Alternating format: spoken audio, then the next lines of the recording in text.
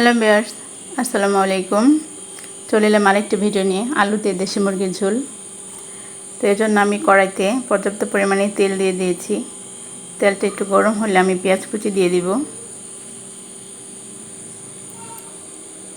তো আমার তেলটা গরম হয়ে গেছে, এখন আমি পেঁয়াজ কুচি দিয়ে দিলাম। যতটুকু মাংস আমার ততটুকু পরিমাণে যতটুকু লাগবে আমি ততটুকু দিয়েছি। আপনারা আপনাদের মাংস পরিমাণ অনুযায়ী কম বেশি দিতে পারেন।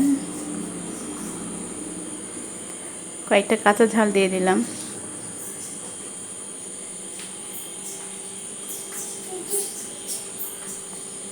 আমি পেঁয়াজটা হালকা ব্রাউন কালার করে নেব।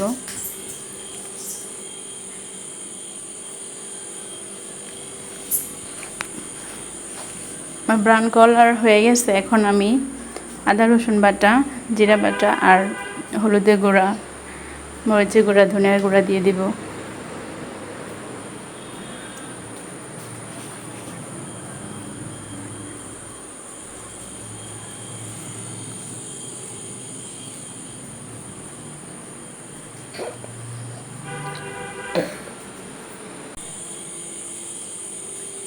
আমি একে একে সব মশলাগুলো দিয়ে দিলাম। এখন মশলাটা আমি ভালো মতো কষিয়ে নেব।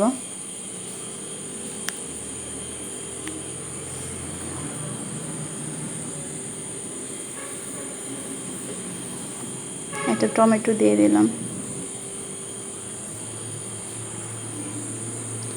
এখন মশলাটা ভালো মতো কষে নেব।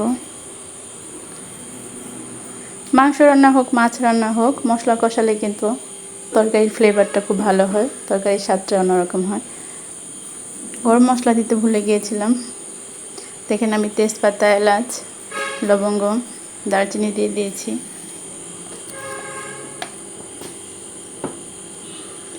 এই যে আমার দেশি মুরগিটা, এটা এখন দিয়ে ভালো মতো কষিয়ে নেড়ে চেড়ে কষিয়ে নেব।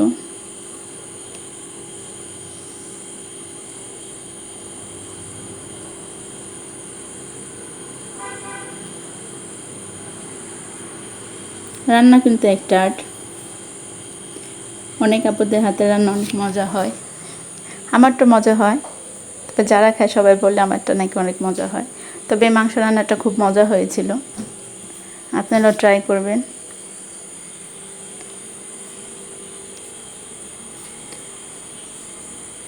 ভিডিওটা অর্ধেক হয়ে গেছে, কিন্তু কেউ লবণের কথা বললেন না। আমি তো লবণ দিতে ভুলে গিয়েছিলাম। এই পর্যায়ে আমি পরিমাণ মতো লবণ দিয়ে দিলাম।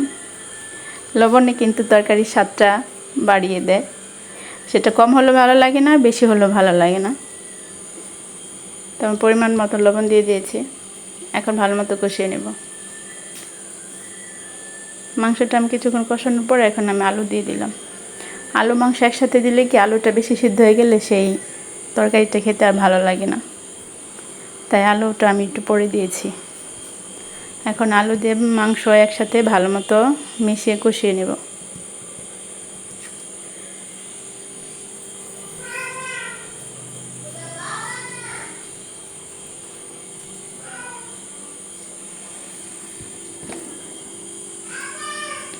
মাংসটা আমার প্রায় 50% সিদ্ধ হয়ে গেছে। আমি তারপর আরেকটু কষিয়ে নেব। মাংসতে আমার তেল বেরিয়ে গেছে, কোনো পানি নেই, তারপর আমি আরেকটু কষিয়ে নেব।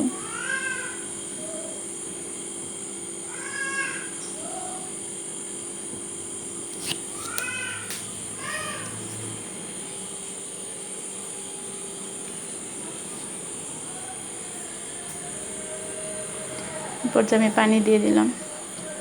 এখানে আমার বেশি পানি লাগবে না, কারণ আমি মাংসটা অনেকক্ষণ কষিয়েছি। সেখানে আমার 70% সিদ্ধ হয়ে গেছে। এখন আমার যতটুকু ঝোল রাখবো আমি সেই পরিমাণে পানি দিয়ে দিলাম।